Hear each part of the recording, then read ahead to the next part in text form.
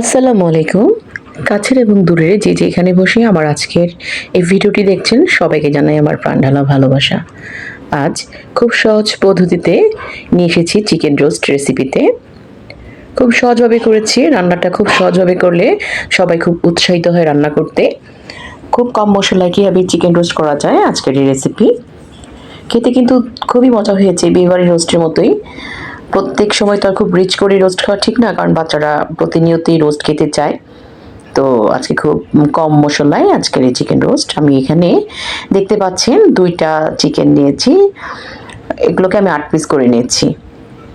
ভালো করে ধুয়ে আমি ঝরিয়ে রেখেছি।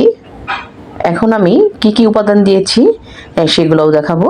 এর আগে আমি একটু ফুড কালার দিয়ে নিলাম। এটা না দিলেও চলবে। তো আমি লবণ এবং ফুড কালার দিয়ে ভালোভাবে চিকেনগুলো মাখিয়ে নিচ্ছি। খুব ভালো করে মাখিয়ে আমি এখন রেখে দিলাম। তারপর আমি কি কি উপকরণগুলো এখানে দিব সেগুলো দেখাচ্ছি। বাসায় মশলা দিয়েই, বাসায় যে যে মশলা থাকে সেগুলো দিয়ে আমি আজকের এই চিকেন রোস্ট করেছি। এখানে আছে রসুন পেস্ট। এখানে আমি ২ টেবিল চামচের মতো রসুন পেস্ট এবং আদা দিব ২ চামচের মতো। তারপর এখানে আমি দিব, দেখাচ্ছি, এখানে আছে ধনিয়া গুঁড়া, জয়ফল জয়ত্রী এবং আমার সিক্রেট মশলা গরম মশলা আর কি। এখানে আছে পেঁয়াজ বেরেস্তা এবং কাঁচা পেঁয়াজও, বাদাম বাটা আর দই, টক দই। তো আমি এখন একটি পাত্রে গরম করে তেল রোস্টগুলো ভেজে নিচ্ছি। খুব বেশি ভাজবো না, বেশি ভাজলে খুব শক্ত হয়ে যায়, রোস্টের মধ্যে মশলা ঢোকে না।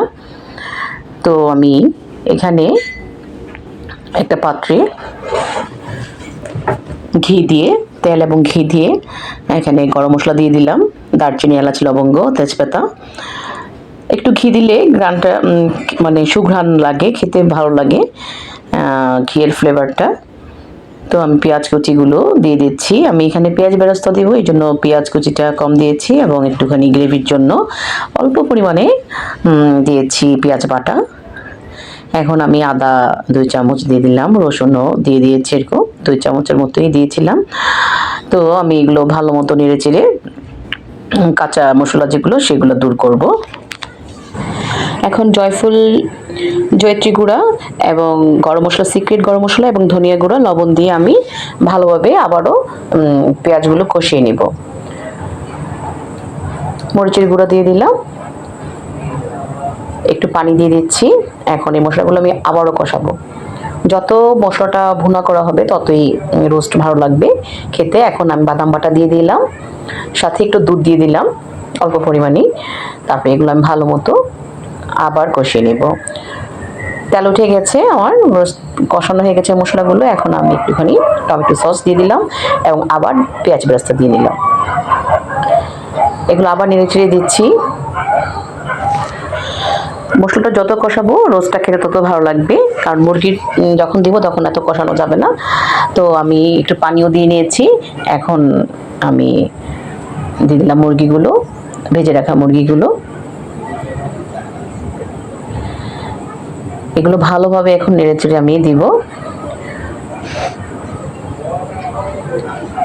এখন ভালোভাবে কষিয়ে নিচ্ছি আমি, দেখতে পাচ্ছেন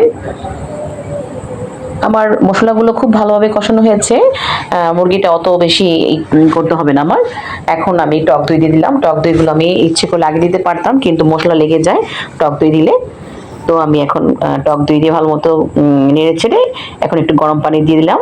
এখানে দুধও দেওয়া যায়, কিন্তু আমি দুধটা এখানে গুঁড়া দুধ দিব। মাংস সিদ্ধের জন্য আমি এখানে পানি দিয়েছি।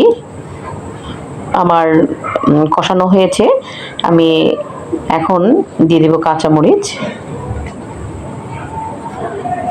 কাঁচামরিচ দিলে ফ্লেভারটা খুব ভালো আসে। একটু চিনি দিয়ে দিচ্ছি, স্বাদও ভালো লাগবে, টক মিষ্টি ঝাল এরকম আর কি। এখন দিয়ে দিচ্ছি গুঁড়ো দুধ ২ টেবিল চামচ, খুব বেশি দিব না। এখানে ইচ্ছে করলে আপনার মাওয়া দিতে পারবেন। আমি মাওয়ার পরিবর্তে আমি দিচ্ছি দুধ এবং দিব ঘি। 2 টেবিল চামচ ঘি দিয়েছি এবং পেঁয়াজ বেরেস্তাও দিয়ে নিয়েছি।